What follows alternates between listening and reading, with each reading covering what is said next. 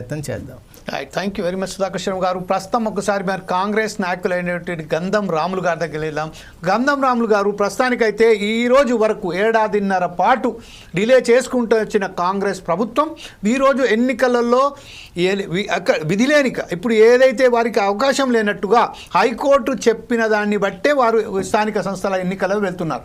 ఈ విషయంపై మీ పార్టీ వైఖరి ఏంటి, ఎలా వెళ్ళబోతున్నారండి, వ్యూహరచనలు ఏంటండి?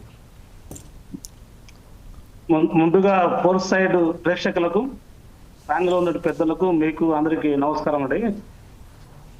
గ్రామ పంచాయతీల యొక్క ఎలక్షన్స్ అనేది ఇక మనకు సెప్టెంబర్ 30 లోపల ఓటు కూడా ఇచ్చినటువంటి ఆలోచన. మరి ఇక్కడ జెడ్పీటీసీలు ఉన్నాయి, ఎంపీటీసీలు ఉన్నాయి. మరి జెడ్పీటీసీలు 556, ఎంపీటీసీలు 566, అదేవిధంగా ఎంపీటీసీ స్థానాలు కావచ్చు, మిగతా గ్రామ పంచాయతీలకు సంబంధించిన కావచ్చు, వీటన్నిటిని కూడా మనము సెప్టెంబర్ 30 లోపల పెట్టాలనేది ఒక ఆలోచన.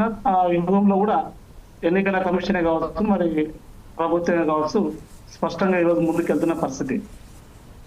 దీనిలో భాగంగా మరి 42% బీసీ రిజర్వేషన్ సంబంధించి కూడా ఇవ్వాలన్నదే మేనిఫెస్టోలో పెట్టినటువంటి అంశం.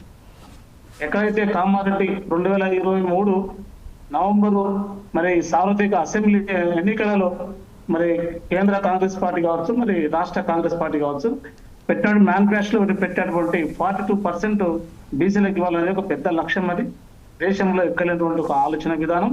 మరి దాన్ని ఇంప్లిమెంట్ చేస్తూ మరి దానికోసం అని కూడా మరి ఇందాలు కూడా ఈ కులగణన కావచ్చు, మరి సమీకరణలు కావచ్చు, ఇవన్నీ జరిగినటువంటి అంశం.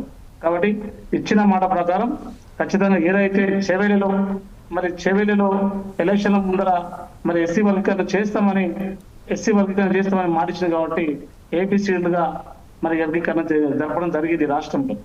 ఈ రాష్ట్రంలో జరిగిన తర్వాత పక్క రాష్ట్రంలో జరిపారు, దేశంలో ఎక్కడ కూడా కాలేదు. మరి ఇలాంటి అంశాలు ఎన్నో ఉన్నాయి.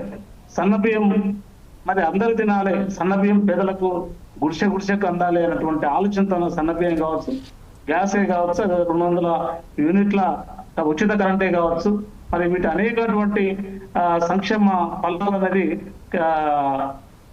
గ్రామ స్థాయిలో ప్రతి పేదవానికి అందినటువంటి పరిస్థితి మనం చూస్తూనే ఉన్నాం.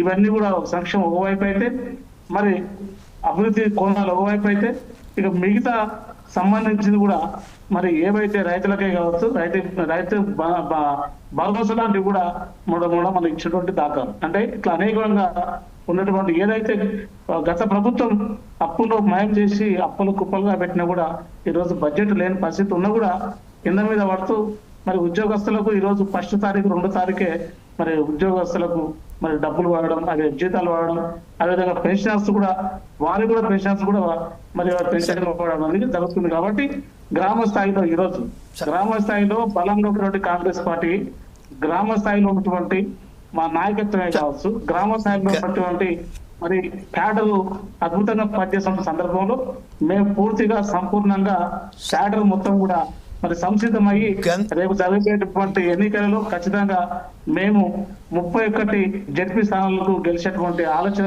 రీతిగా మా యంత్రాంగం అవుతుంది. ఎమ్మెల్యేలు కూడా గతంలో కన్నా ఎమ్మెల్యేలు బ్రహ్మాండంగా పనిచేస్తుంటూ ప్రజలకు అందుబాటులో ఉన్నారు, ఎమ్మెల్సీలు అందుబాటులో ఉన్నారు.